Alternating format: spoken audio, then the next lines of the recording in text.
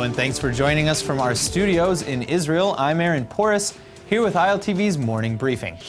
Hundreds have gathered in the Jewish outpost of Havat Gilad to lay to rest the rabbi brutally murdered Tuesday in a drive-by shooting terror attack. The father of 6 was driving his car near the outpost, which is in the West Bank near the Palestinian city of Nablus, when a Palestinian car allegedly pulled up beside him and fatally shot him. Bulldozers scrambled this morning, moments before the funeral, to clear the first ever gravesite for the Havat Gilad outpost.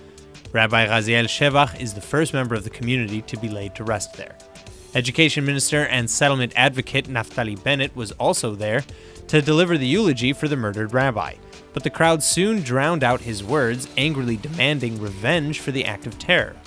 Mourners even shouted that Bennett's name should be, quote, blotted out for failing to safely and quickly advance Jewish expansion into the West Bank. Critics, however, say that settlements are illegally built on Palestinian land and destroy any reality of peace with the Palestinians.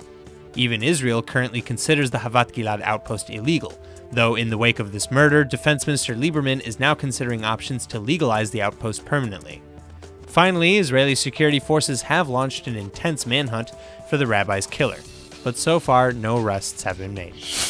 The Shin Bet recently boasted record numbers of prevented terror attacks, but despite these promising figures, the security agency has now released alarming new statistics that show the rate of attacks have dramatically increased as well. In fact, they've tripled since United States President Donald Trump recognized Jerusalem as Israel's capital on December 6th. There were 249 incidents reported in December throughout the West Bank, Gaza, and Jerusalem, most of them firebombings. Compare that to 84 in November and 71 in October. But the negative alleged consequences of President Trump's announcement don't stop there. With the heightened rate of attacks in mind, Israel was bumped into a number 2 position out of 4 on the United States' new travel warning system. The 2 signifies that the traveler should, quote, exercise increased caution when visiting that area, as opposed to a 1 meaning to exercise normal precautions. Interestingly, there has been a net decrease in attacks throughout the rest of Israel outside Jerusalem, going from 1 to 0. The travel warning can be explained when reading further. The West Bank, Gaza, and Israel have been paired together for a group rating of 2. But when specific details are read, instructions say not to travel to Gaza at all, to reconsider travel to the West Bank, and essentially just to be careful in Jerusalem. That being said, even Great Britain and Germany were rated a 2 under the new precautions. But with the new rating in place and threatening the economy, and the Shin Bet's warning delivered to the Knesset, Israeli officials are all on their toes. The Palestinian village of Sucia, located in Israeli-controlled Area C of the West Bank, has been deemed illegal by the Israeli government, and at least 40% of the village is now set for demolition. While the liberal Jewish advocacy group J Street, along with its affiliate J Street U, began a campaign last year to try to save the village of Sucia, that they allege is one of many villages suffering under discriminatory practices. J Street managed to get 315 rabbis from across the whole spectrum of United States Jewry to sign a letter reading, quote, the village of Sucia, like its counterparts throughout Area C of the West Bank, has consistently had its applications for building permits denied, end quote. It goes on to demand that the Israeli officials cease and desist their demolition on the village. The letter comes just days after the announcement of the approval of 1,200 new Israeli housing units, with 2,500 more in the future. United States Ambassador to Israel David Friedman is making waves today after making very clear his positions on peace in Israel on Twitter. Taking to the social media platform following the murder of Rabbi Raziel Shevach Tuesday night, the ambassador wrote, quote, an Israeli father of 6 was killed last night in cold blood by Palestinian terrorists. Hamas praises the killers and PA laws will provide them financial rewards. Look no further to why there's no peace. Praying for the bereaved Shevach family, end quote.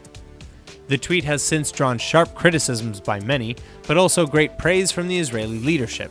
Deputy Foreign Minister Tzipi Hotovely responded, tweeting that she deeply appreciated Ambassador Friedman's solidarity with Israel and, quote, value your friendship in the fight against terror and your understanding that the Palestinian Authority's support of terrorists lies at the root of the problem, end quote. Prime Minister Netanyahu, speaking to a foreign journalist reception, likewise congratulated Friedman for tweeting the truth, quote, unvarnished and straightforward, end quote. He also expanded on Friedman's comments, saying, quote, funding and incentivizing murder doesn't exactly advance peace.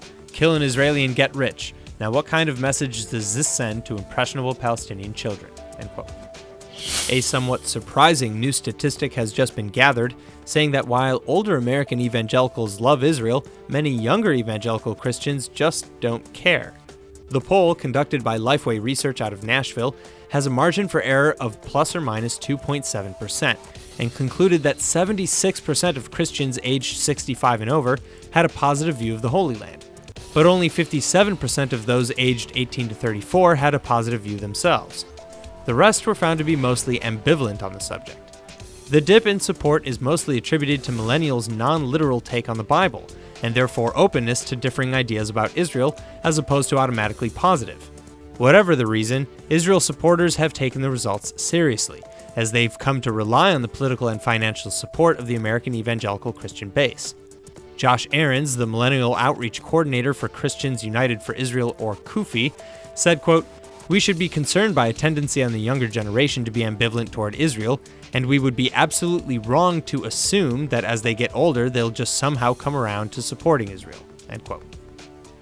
That's all for now. I'm Aaron Porras, and see you later with our main daily broadcast from Israel at 2 p.m. Eastern Time.